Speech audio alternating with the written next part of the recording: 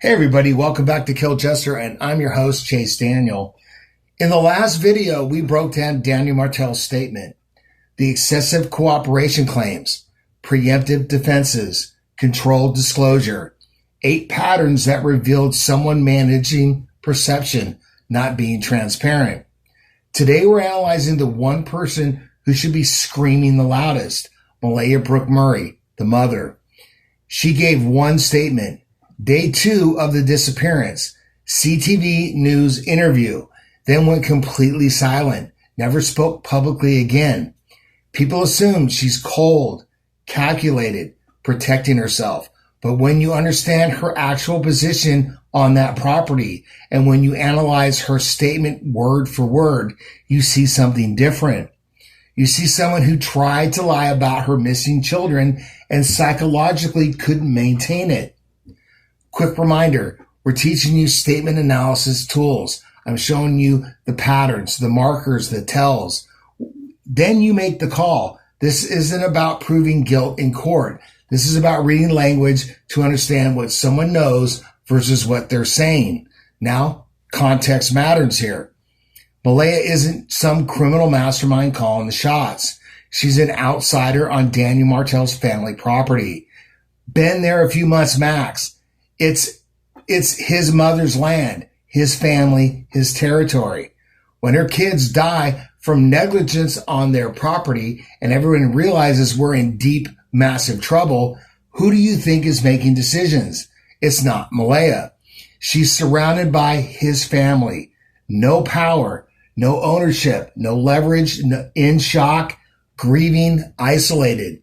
They're telling her what the story is. Day 2, RCMP shows up, media shows up, she has something to say.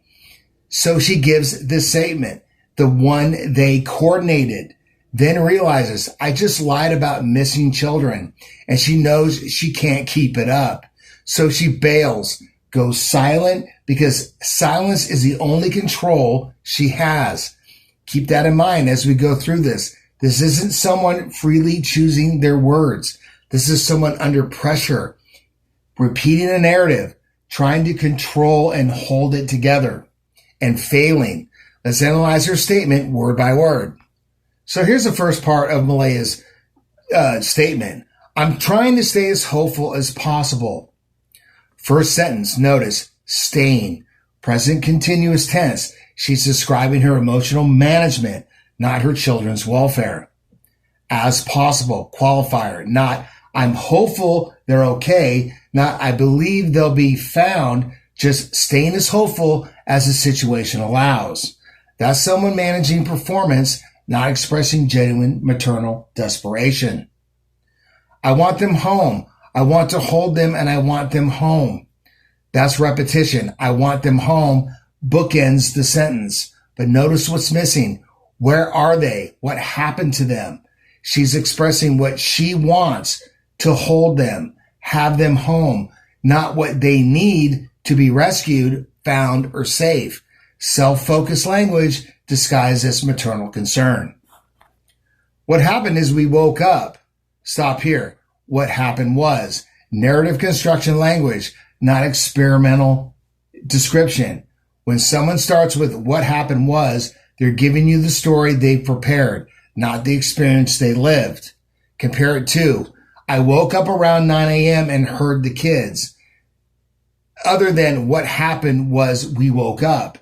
She's telling you a story, not reliving the memory. I heard them playing in the next room beside us, and I was drifting in and out of sleep. First sensory detail, hearing them play. But drifting in and out of sleep creates ambiguity. She was awake, asleep, semi-conscious, we don't know. Why? Because it makes her timeline inherently uncertain. I can't be sure exactly when because the built-in excuse. Also, next room beside us, unnecessary spatial clarification. She's establishing the layout. Why? Because someone told her to explain how kids could leave without her knowing. This sounds rehearsed. And they're not the type of kids that we tell them not to go outside on their own. Read that again. They're not the type of kids that will tell them not to. Double negative, construction creating confusion. Is she saying, we tell them not to go outside alone? That rule exists. Or we don't tell them not to go outside. There's no rule. The grammar is deliberately unclear, and that ambiguity protects from contradiction. Linguistically constructed escape route. We always make sure that we're out there with them, watching them. Always. Absolute language. But you just said you were drifting in and out of sleep while they played in the next room. That's not always watching. Contradiction within two sentences. Also, make sure that we're out there. Passive construction, not we watch them, not we go outside with them. Creates distance from the action. And they happen to just get out the sliding door and we can't hear it when it opens. Happen to just, minimizing language, not they opened the door or they went outside. They happened to just get out, like it was an accident, like the door opened itself. Also, preemptive explanation. We can't hear it when it opens. Nobody asked you, you didn't hear them leave, but she's already explaining why. She anticipated the question. This is defensive preparation, not organic recollection. And they were outside playing, but we weren't aware of it at the time. Passive, we weren't aware. Not I didn't realize or I didn't notice, weren't aware. Creates distance. It happened to them. Also, past tense, they were outside playing. How can you describe what you were doing if you weren't aware they were doing it? It's a contradiction. She's describing an observed state while claiming she wasn't observing. And the next thing we know, the room like it was quiet. The next thing we knew, time jump with no specifics. How long? 10 minutes? An hour? Vague temporal marker protects against timeline questions. The room like it was quiet. Filler language. Like is a hedge. Also, it was quiet. Environmental description, not child-focused awareness. And we get up and I tell him, my partner, Daniel, I tell him, do you hear the kids? And he says, no. Verb tense shift, present tense. We get up, I tell him. She's been speaking past tense. Now suddenly present. This often indicates stress or shift from rehearsed narrative to experimental recall. Also, my partner, Daniel, identifies him by name mid-statement. Why? Because someone told her to establish who was there, responding to anticipated investigative questions, not natural storytelling. So direct quotes. This is the only direct dialogue in her entire statement. Why include this specific exchange? Because it establishes she was concerned about the kids. She confirmed they were quiet, shared awareness. They acted together, unified response. Strategic inclusion. She continues, and we get up instantly. We're looking outside. We're looking everywhere, yelling for them. Instantly, speed claim. They responded immediately. But you just said the next thing we knew, it was quiet. How long were you lying there before you got up? Repetition and stuttering. We're looking. We're looking everywhere. This is cognitive load. Trying to remember what she's supposed to say while managing performance. Yelling for them. Action claim. But no direct quotes. No Lily, Jack, where are you? Just the claim that yelling occurred. Malayia continues, and I can instantly just call 911 I just had the instinct I needed to call. Instantly just. Double minimizer. Instantly equals immediate. Just equals small, a simple thing. These contradict. Also, I just had the instinct I needed to call. Justification for calling emergency services. Why does she need to justify calling 911 when your kids are missing? Unless someone questioned it. Why did you call so fast? Did you already know they weren't coming back? Preemptive defense against suspicion. She anticipates it.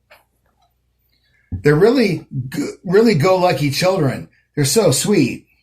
Go-lucky. She means happy-go-lucky, but drops the happy. Freudian slip, cognitive load, hard to say. But notice the shift. She moves from timeline, what happened, to character description, who they are. Topic avoidance. When someone gets uncomfortable, they shift to safer territory. Describing kids as sweet is emotionally easier than continuing the disappearance timeline. Malayia continues, they talk to anyone. They'll talk to your ear off. Present tense, they talk. They'll talk. Not talked or would talk. Present tense, when describing missing children, indicates denial, can't accept they're gone, or deception, knows they're not coming back, but performing hope. In context of everything else, option B is more consistent.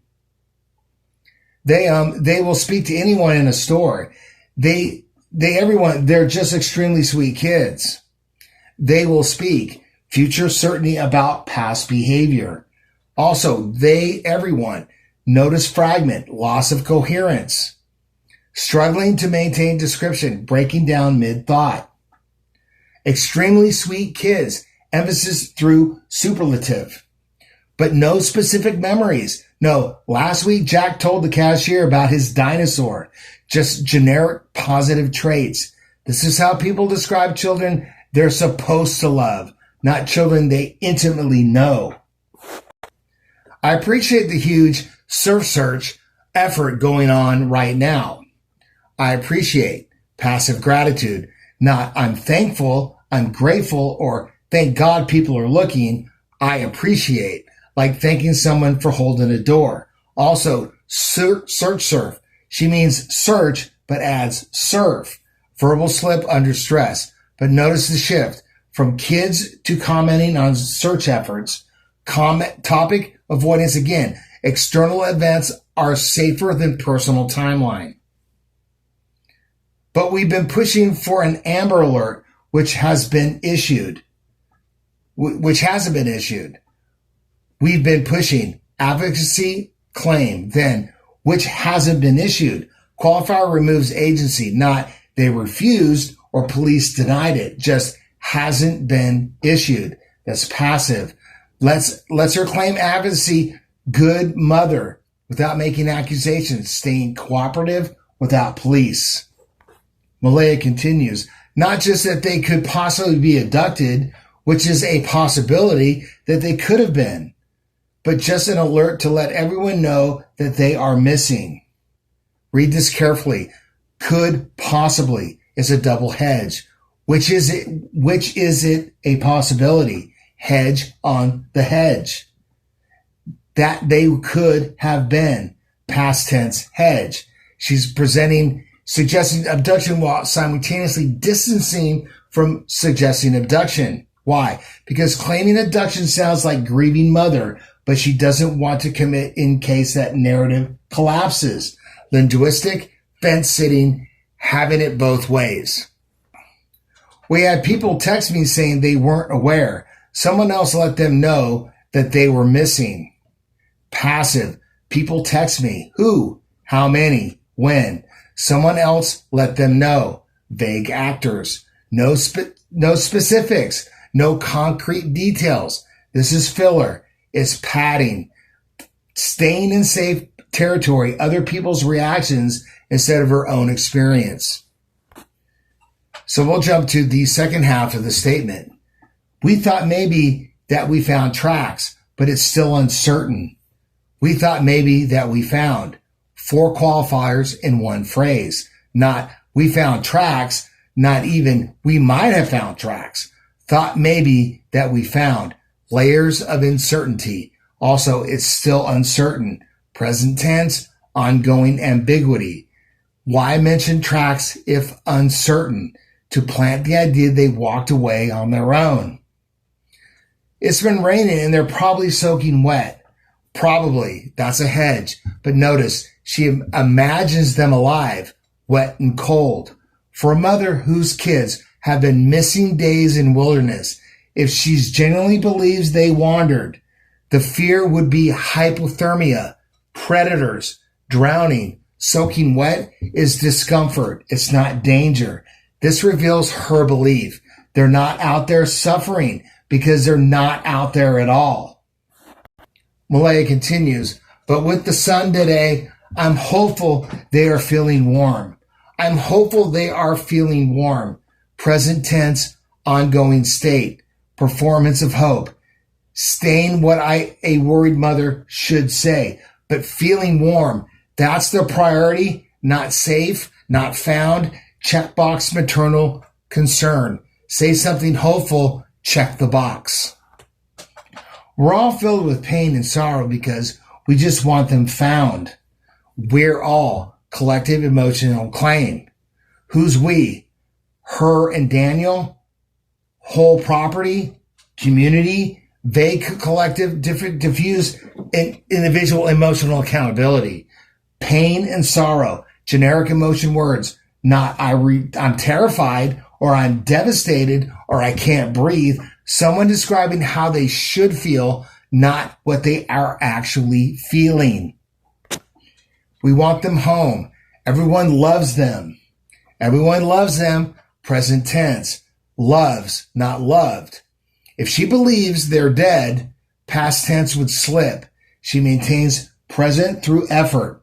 Also, everyone. Who specifically? How do you know? Generic positive statement, not specific relational knowledge. They are definitely verbal and they do have possible autism, but it's not extreme autism.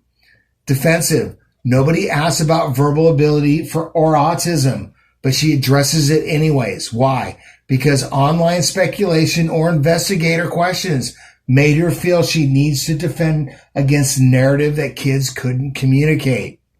Responsive to external pressure, not organic to her story. Also, possible autism, then it's not extreme. Minimizing and qualifying. Managing how kids are perceived. Protecting against parenting judgments. It's just they have issues with school and they don't catch up with the other kids. Fillers. Struggling, uncomfortable topic. But also, why are you discussing school performance when your kids are missing? Topic drift. Avoidance. Filling time with safer information. I want to remain hopeful. Repetition. I just. Breaking down performance filtering. Remain hopeful. Managing emotional state. Not expressing genuine feeling. But there's always in a mother's mind, you're always thinking the worst. Generic statement about mothers, not her specific fear. You're always thinking third person creates distance. She's describing what mothers generally do, not what she's experiencing. Last night was one of the worst nights because I didn't have them in their beds, and I don't want to go through that another night without them. Specific detail, beds empty. But notice, focus on her experience. I didn't have them. I don't want to go through that. Not, they must be so scared out there. Not, they need me. Her discomfort at empty beds. Not their suffering wherever they are. Self-focused even in expressing distress. Malayia continues, Jack just absolutely loved bugs, dinosaurs, and anything like that. But Lily loves girly things, but she also loves doing everything with Jack. Bugs, they're like best friends, not just brother and sister. First, specific details about kids' personality and interests. But notice, this appears coherent, clear, and detailed. When she talks about bugs and dinosaurs, she's comfortable, specific, in control.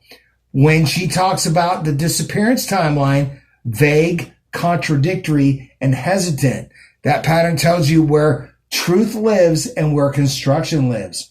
Also, she also love. Grammar error. Love should be loves. Cognitive load creates errors, managing too much at once. I know they took their boots. That's pink boots for Lily, blue boots for Jack with dinosaurs on them. I know they took. Certainty claims. How do you know? Did you see them put boots on? Are there boots missing and you're inferring? If you saw them, you'd say they put on their boots. I know they took sounds like backwards construction. Boots gone, they must have taken them. Lily had her backpack with white. It was white with strawberries on it. Detail, color pattern. But Lily had her backpack. How do you know she had it if you didn't see her leave? Backward reasoning. Backpack missing, she must have taken it. I imagine how they're in the woods and that it'd be probably brown, but I don't see them carrying their backpack. I imagine, speculation, probably brown, from dirt or mud. Then, but I don't see them carrying their backpack. Wait, you just said she had it. Now you don't see them carrying it. Cognitive conflict, trying to imagine them alive in woods, performance while knowing they're not reality. The contradiction leaks. She had a backpack, but I don't see them with it. Because in her mind's eye, she doesn't see them in the woods at all. I don't see them keeping a pull-up on that for long after it got soaked from the very first day. Specific details pull up diapers from the very first day. Establishing timeline, day one, they got wet. But this reveals she's imagining multi-day survival. Wet pull-ups needing changing. From a mother in genuine panic who would be thinking about pull-ups and logistics. Or, where are my babies? Where are they alive? Please let someone find them. This is rational problem solving, not emotional desperation. We only found the 2 boot tracks outside of the house. Whereabouts? Right beside the house, probably 10 feet away from backyard. We only found 2 boots tracks. It's a limited statement. Why? Why emphasize the only 2 tracks were found? Because if extensive tracks existed, it would contradict wandering into the woods narrative. Only 2 established they didn't walk far. The trail ends. Also, right beside house, probably 10 feet away. Vague measurement following specific claim. Then, in the backyard, it's fragmented, it's clarification. Quality is declining. She continues, I urge the public to come out as fast as possible and get it to any attachment or any police service that you have available to get this talked to. Ends mid-thought, talk to. Breakdown, performance collapsing, sentence fragments, incomplete thoughts. Why? She's been holding this together for an entire interview. Cognitive load maxing out. Can't maintain it anymore. So let's step back. You just watched someone try to lie about their missing children for an entire interview, and you watched it fall apart. 4 major patterns, all pointing the same direction. Narrative construction, prepared story, not lived experience. What happened was we woke up. Telling a story, not reliving trauma. Contradictions throughout. Cognitive load from lying. Always watching them versus drifting in and out of sleep. Self-focused emotions. Performance, not genuine terror. Her hope, her appreciation, her instinct, not their safety. Declining quality, psychological breakdown under pressure, coherent at start, fragments and errors by the end of it. This is not a mother reliving the worst day of her life. This is someone repeating a coordinated story under pressure and psychologically unable to maintain it. Why? She went silent. Malayia is an outsider on Daniel family's property. She had no power, no ownership, no leverage. When RCMP arrived day 2, she gave the statement they coordinated. She realized, I just lied about my dead kids. She couldn't keep it up, couldn't tell the truth without implicating herself. So she did the only thing she could control. She went silent. Not strategic, not strong, trapped. One statement, then silence. Because lying about your children is psychologically impossible to sustain. So what can we learn from this? How do we get this in our lives and apply it? Well, what can we do? 10 lessons of Malaya's statement. What happened was equals narrative construction, not experience. Partner explaining suspicious behavior starts with store framing. Number 2, contradictions within minutes. Cognitive load from lying. Example, I'm always home, then I was just out that night, is the same conversation. Number 3, vague timelines protect deception. Later that day versus specific at 3:47 p.m. Truth has precision. Self-focused emotion. Performance over authenticity. Example, I'm so hurt. Focus on them versus they must be suffering. Focus on the victim. Number 5, preemptive explanations reveal anticipated suspicion. Example, explaining why before asked, they know what looks suspicious. Number 6, present tense for missing or dead people, maintaining false hope or deception. She loves hiking. Present when discussing someone's deceased. Number 7, one statement, then silence. Can't sustain the lie. Example, gives detailed account once, refuses to discuss it again. Number 8, generic emotions, pain and sorrow versus specific raw feelings. I'm devastated versus I can't breathe or my chest is on fire.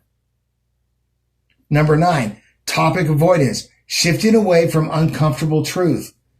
Asks about timeline, shifts to character descriptions. And then declining quality, stress breaking through performance. Example, starts coherent, ends with fragments and errors.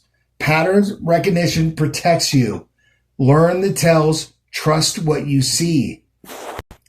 So Kill Jester is going to solve this case, not in a court level, but through statement analysis. The next video is Daniel's mother, the grandmother who can't stop saying one word, everything is safe. The kids were safe. They ran all over safely. Everything was super safe. When someone emphasizes safety that much, they're defending against a hazard accusation. And her language reveals exactly what that hazard was. We'll break it down word by word, just like she said it here. Malayia Brooks Murray gave one interview, then went silent. Not because she's a mastermind, because she tried to lie about her children and couldn't hold it together. Statement analysis reveals the attempt, the breakdown, the retreat. First words, real first priorities. And when someone can't speak at all, that reveals everything. Thanks for watching. Subscribe to the next video. Share this with someone following the case. I'll see you in the next one.